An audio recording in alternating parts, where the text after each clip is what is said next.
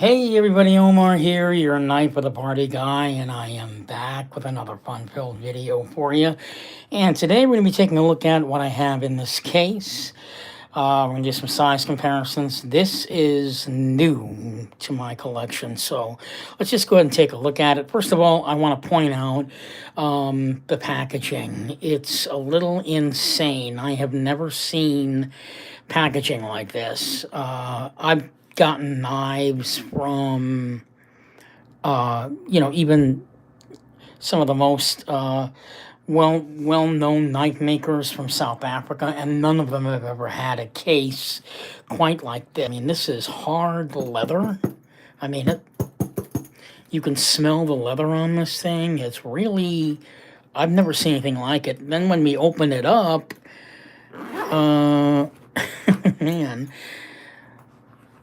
let me take the knife out. We'll take a look at it in a second. But you see the casing, it's got like this, sort of like this wool or sheep's wool type stuff on the inside of it. I mean, it's really over-the-top packaging that really will get you. And if, Hennie's trying to get his, if this knife maker is trying to get his name out there, then this is the way to do it.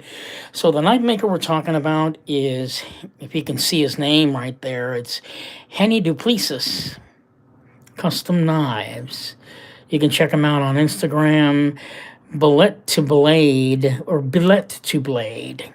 Yeah, he's kind of new. He's one of these knife makers that just hasn't had a chance to get his name out there. In fact, if you go on YouTube, I'm the only one that's actually done a video on this guy. So enough of the case and the chit-chat. Let's just go ahead and get right into it.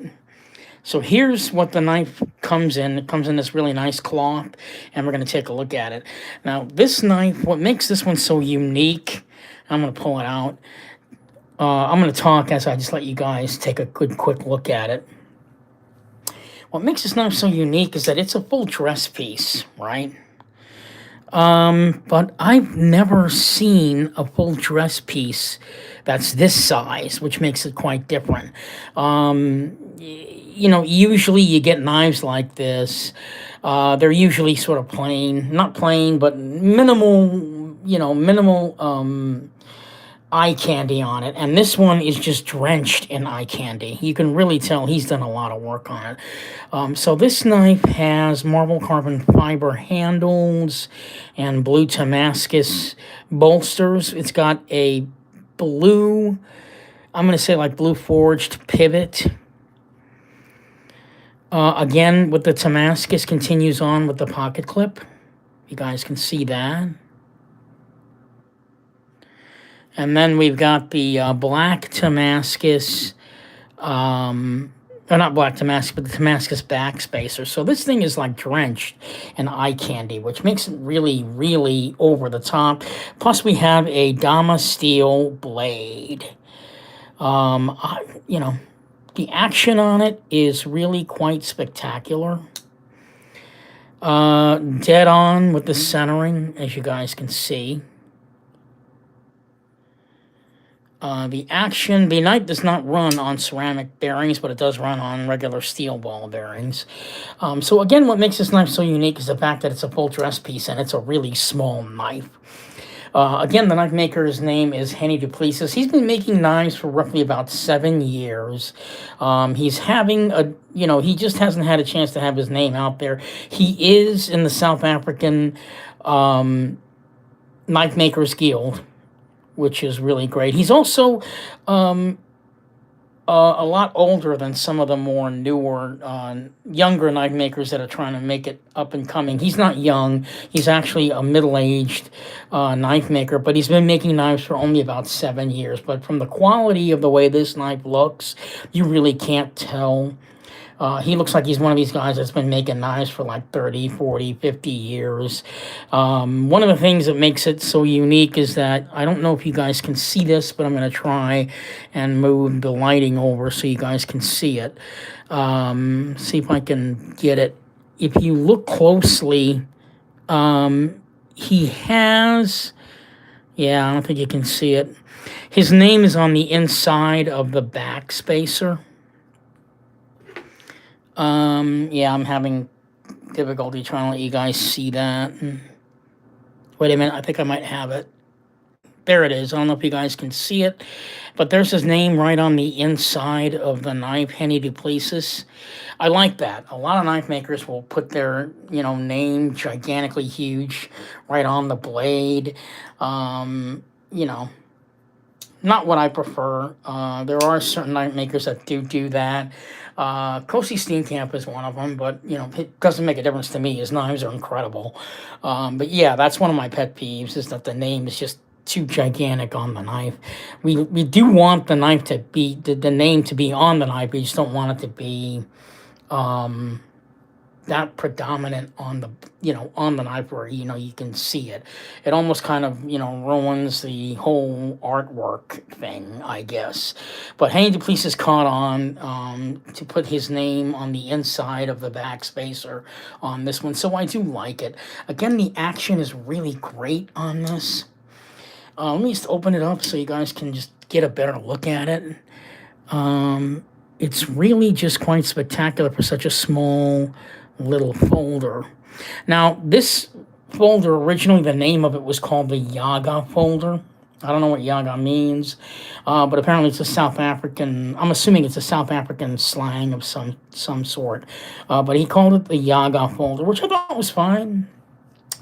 But I kind of chatted with him on Instagram, and I made the suggestion of calling it the Rocket because it's a really small knife and it looks like a little rocket. And he liked the name, so he's actually going to name it the Rocket. Now, this knife actually does come in a larger size. Whether he's going to call that one the large Rocket or the big Rocket, and this will be like the little Rocket, I don't know. That will be up to him, but he is going to use the name the Rocket for this knife. Yeah, so that's kind of pretty cool. As I said before, it takes a lot of work to do a full dress piece on a regular size knife, but to do it on a small knife like this, I mean, it being a size that's so small, everything has to be precise, everything has to be perfect, and he's accomplished that with this folder. That is really the entire trick to made by hand knives, is that the details have really been paid attention to. Because the knife maker's in the middle of creating something, so you want it to be as perfect as it possibly can be. As the finish has to be as flawless as it can possibly be, and to do that on a knife this size is hard. This is a one-of-a-kind handmade piece, by the way. This one was actually made for me. I had no idea that he actually had it made just for me, because we talked about him making me a knife, and I had suggested this model at the time, and I guess he was taking notes, and then he just decided to make the knife, and then he didn't tell me, and then he kind of made the knife, and I guess he put it aside, put it up on the blade gallery, and then I saw it, and just kind of thought, why not? And I purchased this one, so it's really a great piece. So let's go ahead and do some size comparisons on this so you guys can get a better idea of the actual size of the knife. We're going to start with the Benchmade Anthem, which is an older knife. Okay, so there you go. There it is up against the Benchmade Anthem, which, by the way, is now discontinued. This one also has a Damascus pocket clip on it, by the way. Give it a little flair, why not? This is also one of my favorite knives, production knives around. It's just too bad they're not making it anymore. So there it is up against the Benchmade Anthem. How about the, here's one, this is a Kershaw. The Kershaw Bare Knuckle. This one's in carbon fiber and M390 with a black wash blade.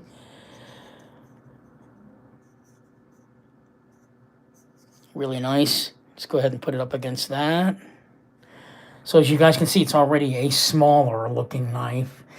And then we're going to go ahead and put it up against a knife that's right around the same size as this one. How about the ZT-0900, which is actually, this knife's been discontinued. I guess I'm going to say it's been discontinued for about maybe 8 years now. You won't see this knife anywhere, not even on eBay at this point in time, I don't think. How about up against one of the more newer knives from Benchmade, the carbon fiber. I can't remember the name of this one. It's SB90. I forgot. I'm sorry. But yeah, this one's kind of new. It's been out for maybe about 8 months. There's a much larger version of this knife in this size. I wish I could remember the name of it.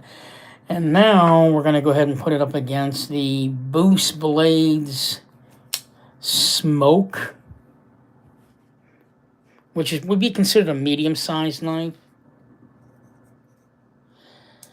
So there you have it with the knife comparison sizes.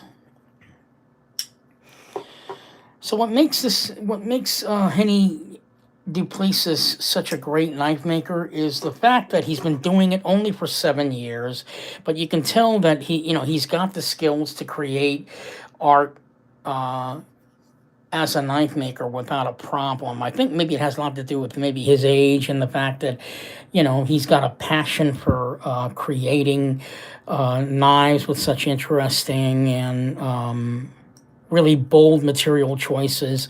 And it's not like Damascus and carbon fiber is that foreign, but to put it together in this way is really unique. This is a front flipper knife where the flipper is up at the top. That's my favorite type of knife. I'm not really a big fan, although I do own custom knives where the flipper is on the side. I just don't like that pecker thing poking at you in your pants pocket as you go down to try and reach your keys or something. So I prefer the front flipper. You can flip this open with your thumb. It's actually I think it's more easier to do it with your index finger actually, but to do it with your thumb you can. It does work. It does take practice, but you can do it much more easier with your index finger. It's just a natural feel for it. One of the things I've never seen on a knife is how he made this blue forged pivot. That's insane. You can see like little craters that are in there. I don't know if he did that himself or if the I'm assuming he did it himself on that, that he actually created those little craters in there. If you can see that, I'm not sure. It's also got a really beautiful looking silver pivot around it to accentuate that. It's just a very well done, aesthetically done knife. You can't stop looking at it. I do love the shape of the pocket clip, the Damascus pocket clip. Your eyes are so busy on this little tiny knife with all the stuff that's on it. It really just grabs your attention. Yeah, again, the action's incredible. I mean, it's not drop shut, but very smooth. This has a medium detent, which is great. While I do like detents of all types, medium is my favorite. I mean, there is no way that you could shake it and it'll pop open. That's usually for, sort of lighter detent knives. You can't do that with this one, which I'm glad I can't.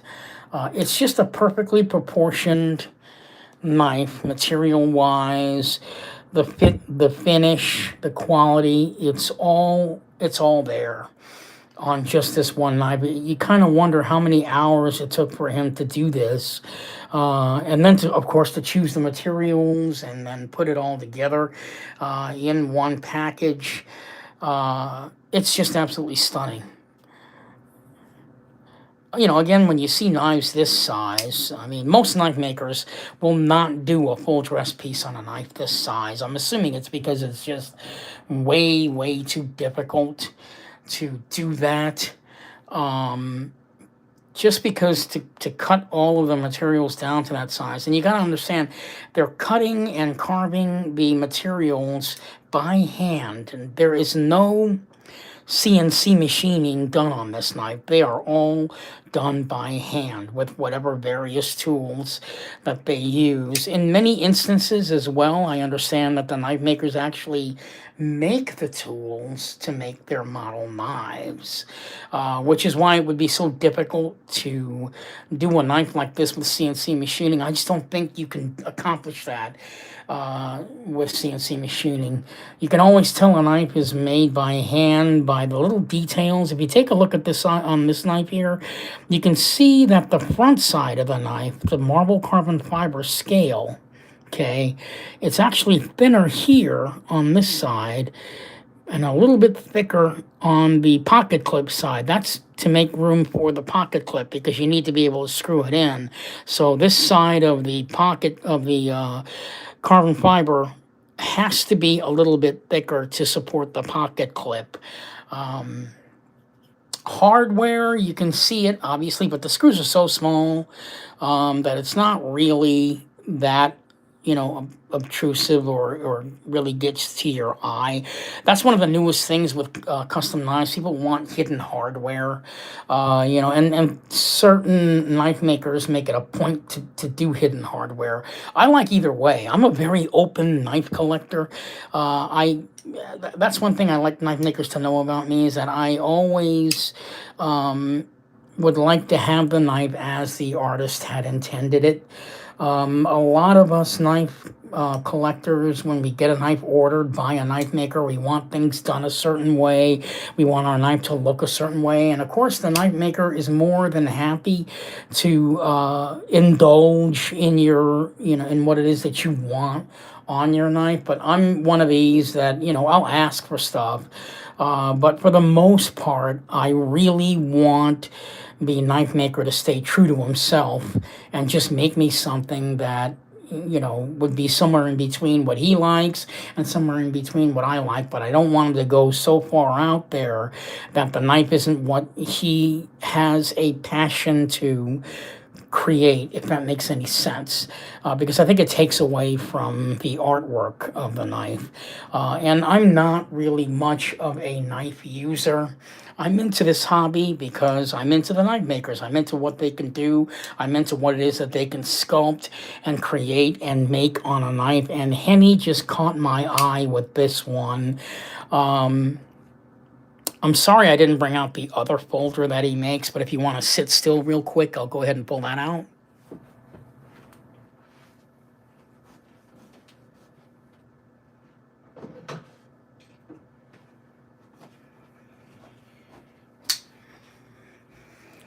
So here we have one of his earlier models. This one's a larger knife. He does not make knives any bigger than this. I think this may be the largest knife that he makes. I haven't seen him make bigger ones. He's a lot like Lawrence Prinsloo in that way, where he just won't make knives that are like 3.5, 3.6. That's just not the type of knife maker he is. I'm going to say the word yet. He's not that type of knife maker yet. I think he wants to concentrate on knives about this size, and I think he's hitting it and nailing it right on the nose with that. A perfect example of this thought is Clyde Challenor, who's one of my favorite South African knife makers. He used to make a knife called the Raptor, and he began to realize that people do want smaller knives.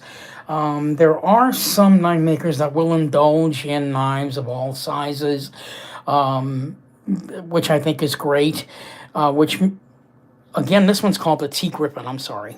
Yeah, this one has carbon fiber and a Damascus pocket clip and a Damascus ring on it. It's called the T Griffin. I believe T Griffin, there's a number on it. I can't remember what the number is. I think it's 86, or maybe I'm wrong, but I do know it's called the T Griffin. You can check that out on his Instagram page. So let's get back to this knife, more on the discussion on this one. Like I said, the name of this knife is now newly called the Rocket. What makes this Hennie Plesis such an interesting situation is he made this knife first, okay, the T Griffin. I have a funny feeling that this knife didn't really appeal to the masses, which I think is a shame because I do like this knife. I like the fact that the blade looks kind of funky and weird. I've never seen a blade shape like that. A lot of people that collect knives who are more of users may kind of frown on this particular piece just because the blade looks kind of funky. But again, I'm a knife collector. I'm not really much of a user. I enjoy the artwork on a knife and anything that a knife maker intends to do. If I see it, I find it interesting. I'll like it. Other collectors probably don't feel that way. They're probably much more pickier, or way more pickier. And so maybe this model kind of just disappeared from view. But here's the interesting thing, okay? And if Hennie's listening, this is something that he's going to want to maybe focus on. This little knife comes in a much larger size. I'm assuming, so if I'm not mistaken, I think it probably comes in a size about like this, okay? He's just decided by my direction to rename it the Rocket. I think that's a great idea. What will happen is, it'll be kind of like what Trevor Berger did with the EXK and the LexK, or LEXK, and his EXK, where he had a larger knife and a smaller knife.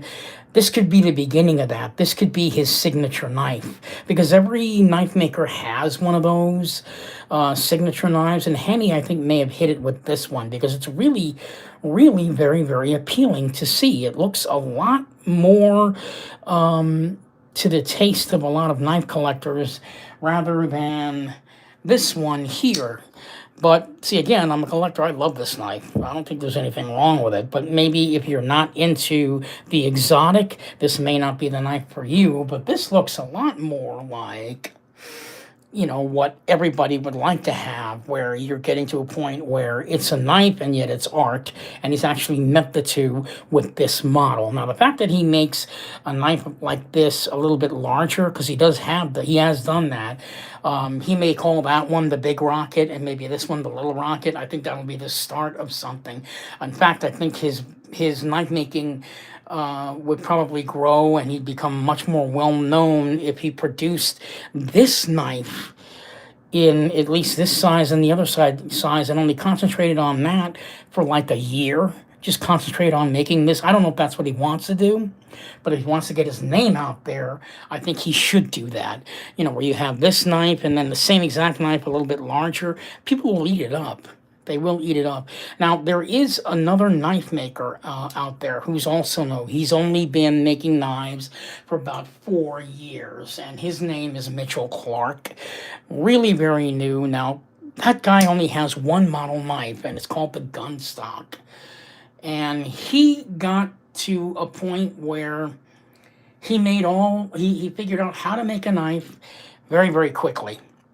Now he's only got that one model, the Gunstock, but people want his knives. They're eating them up, and he's not even in the South African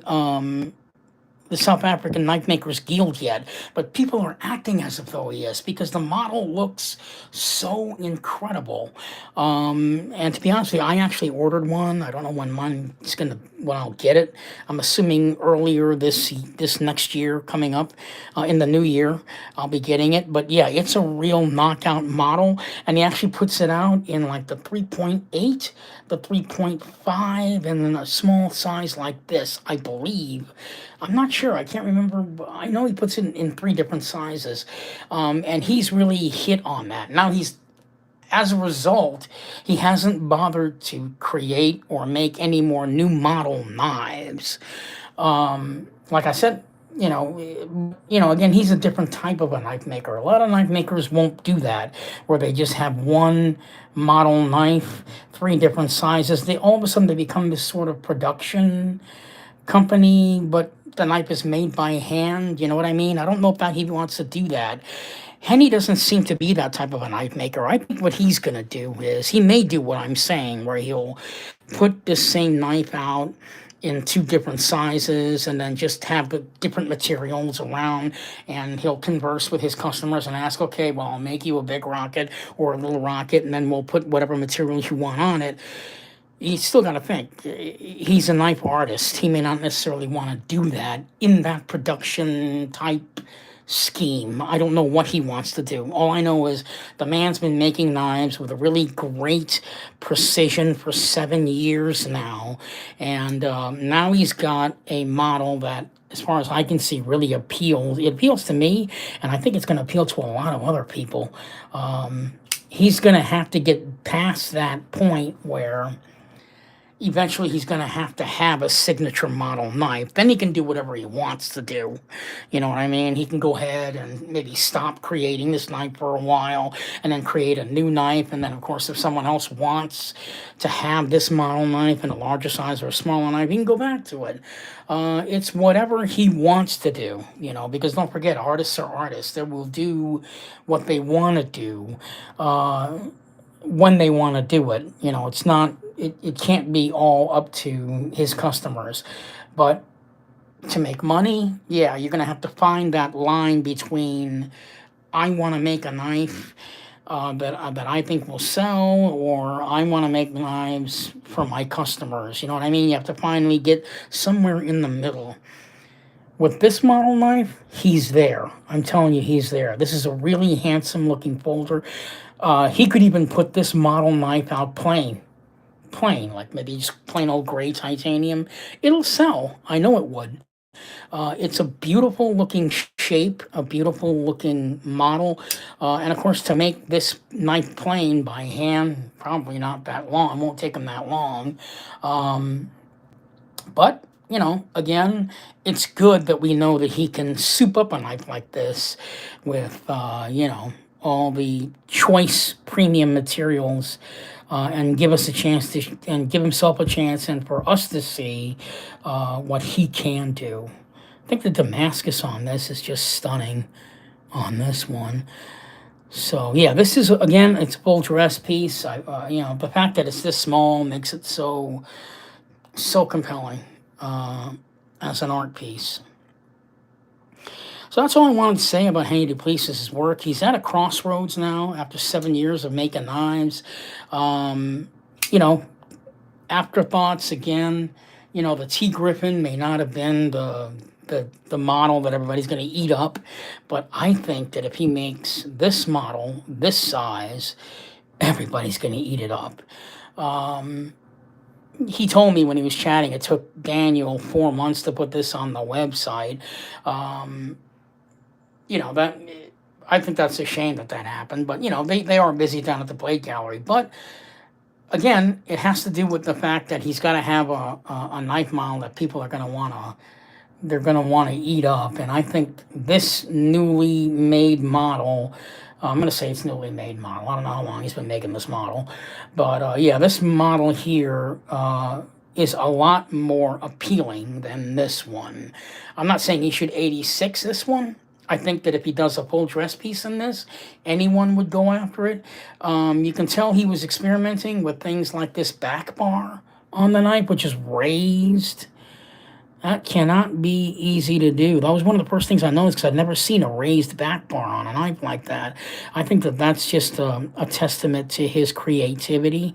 So for the Rocket, he made the right decision to not have that back bar on it. But you know what? I would probably buy it if he had the back bar like this, but Damascus. That would have made me completely nuts. I would have said, yeah, I love it.